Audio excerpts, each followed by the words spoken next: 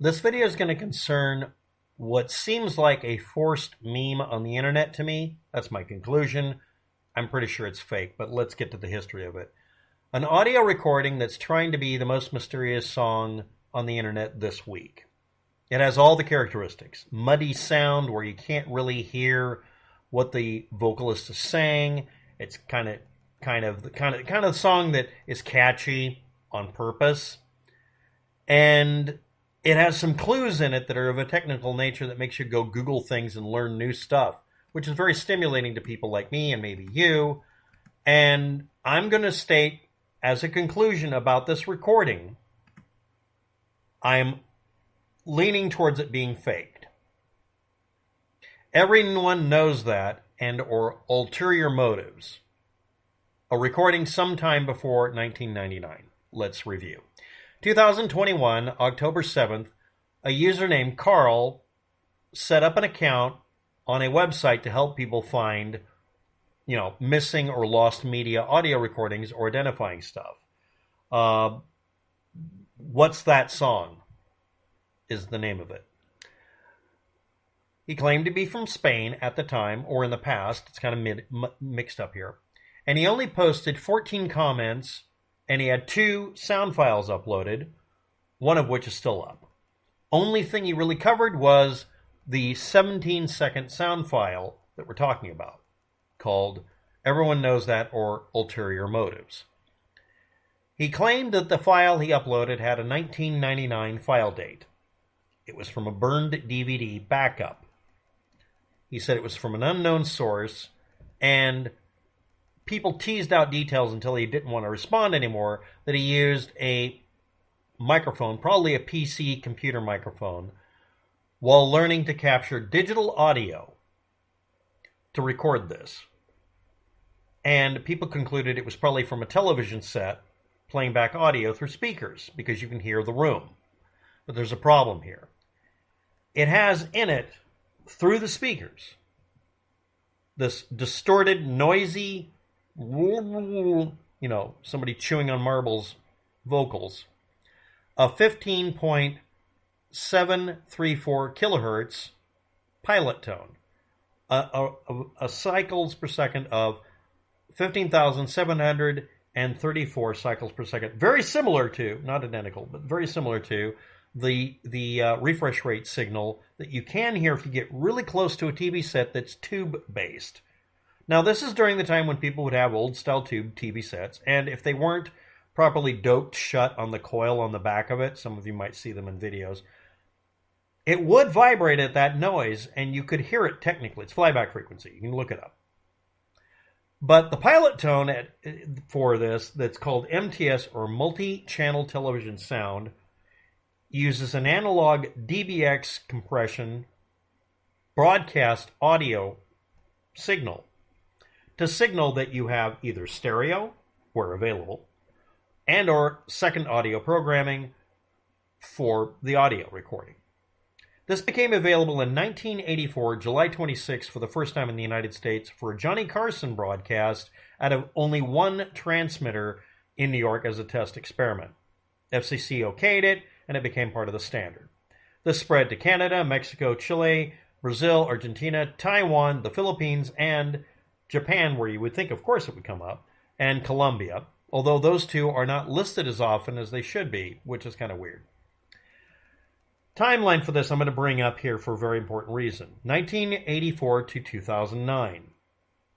2009, MTS stereo was dropped in favor of digital TV and no longer included this carrier or pilot tone, which is very similar to, but not identical to, flyback frequency.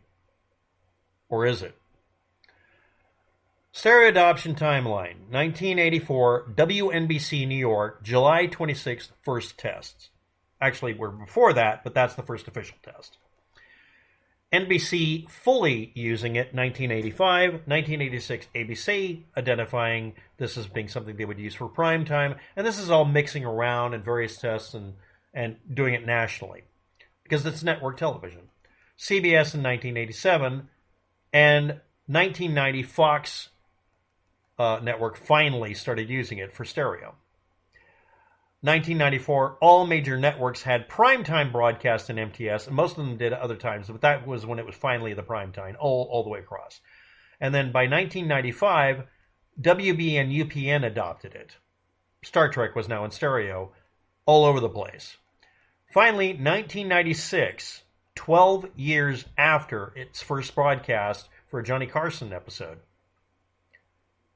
adoption had finished in the United States and it became the standard.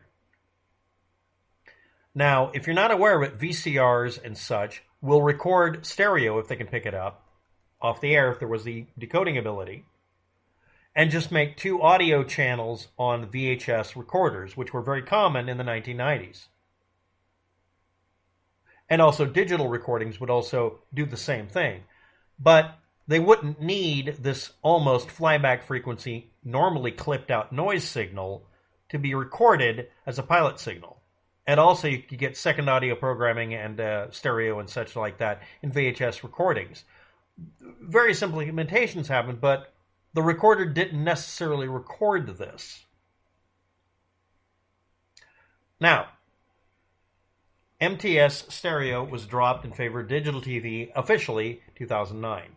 Now this gives a very narrow range. Instead of it being from 1999 all the way back to 1984, really having full adoption in the US, including commercials, yes, that's important right now, only occurred in 1996. So this mysterious, most mysterious song on the internet, Everyone Knows That, and or Ulterior Motives, wasn't just sometime before or at 1999 if the file date's accurate.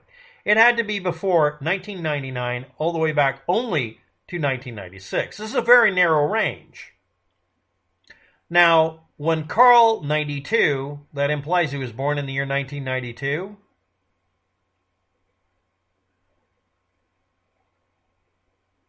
yeah, it could have been a kid, grade school kid, doing audio recordings. Okay. And when he was asked, where were you when you did the recording, he wouldn't answer. He just ran away, eventually, too. But he was also asked, what time of day was it? Do you know what was it on television? Well, I don't remember.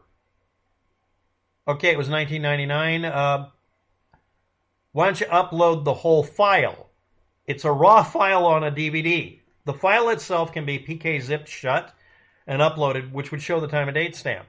It's a DVD file. It just says time and date stamp. What was the original file name? No answer.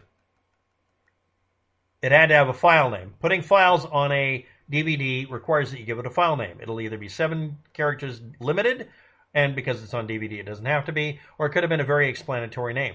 No answers. Now, I'm going to bring up something important. Again, the recording, which is a digital recording done from a microphone. It's what it's made to sound like anyway. Includes... But this near flyback frequency, the MTS pilot tone, indicates that it was coming out of the speaker system of a TV set. That's nearly the only way to do this. So why would it be distorted? Was it a broadcast of a TV show or a commercial where they deliberately made it muddy?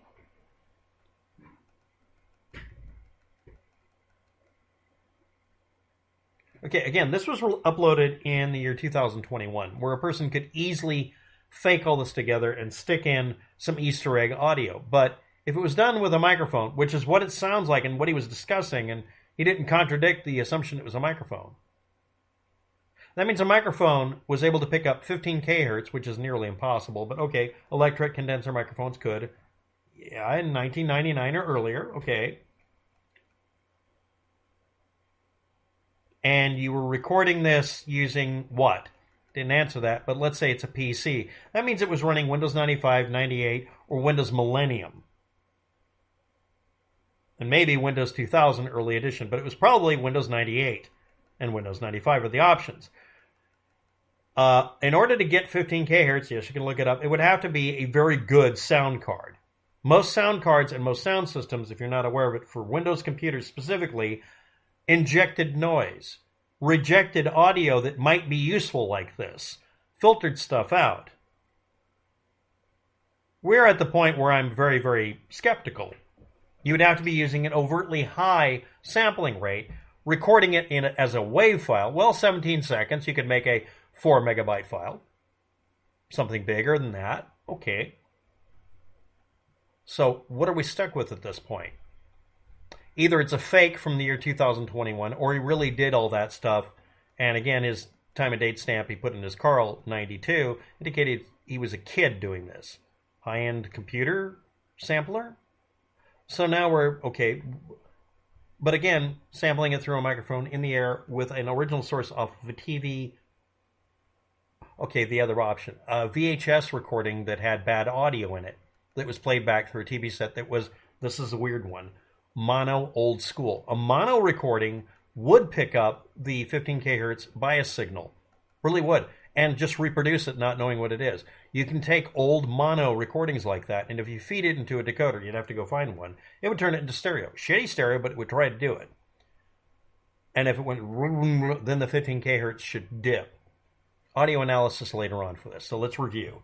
Everyone knows that, and or ulterior motives may have been a piece of music recording, a jingle used for an advertisement. It really sounds like it.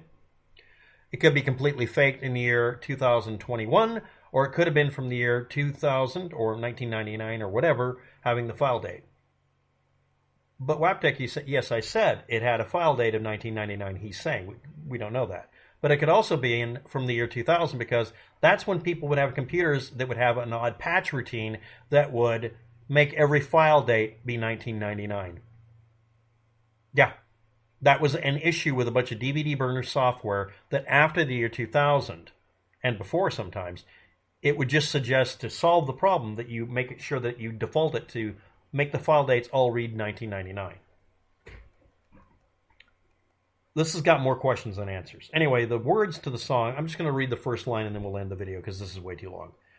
You can't only shoot in the stars. Colors in the world are bright. Everyone knows that. You've got ulterior motives. Caught up in your world of love. Tell me the truth. Everyone should know. That's the entire 17-second segment, and but it's not a banger, it's just catchy. It sounds like something you'd hear everybody's saying. This is the kind of thing you'd hear at a grocery store someplace that's playing music that's been carefully curated by session musicians. And it does sound like that, which would mean that it would be a fly-by-night piece of music recording that might have been heard over a security recording tape. I mean, who knows? So anyway, what's that song? Posting by someone who avoided being responded to, who, from his own story and from a few clues here, might have been a little kid at the time when he did the recording, who ran off. Now, last one, I want to point out a recent meme, 1984's So Do I by a band called Marco Schwartz and Lasan, a band also called DCO, being claimed to be the source for the most mysterious song on the internet, is not true. It's being touted and bandied about, and even the musicians are kind of, winking a nudge going along with it. Not true. Didn't happen. Anyway, every source of the video, if you look it up on YouTube, will have a comment I put up about the 17-second audio recording here, and only just about the timeline for MTS audio signals. That's about it. Thanks for watching. Have a good day. Good luck with that.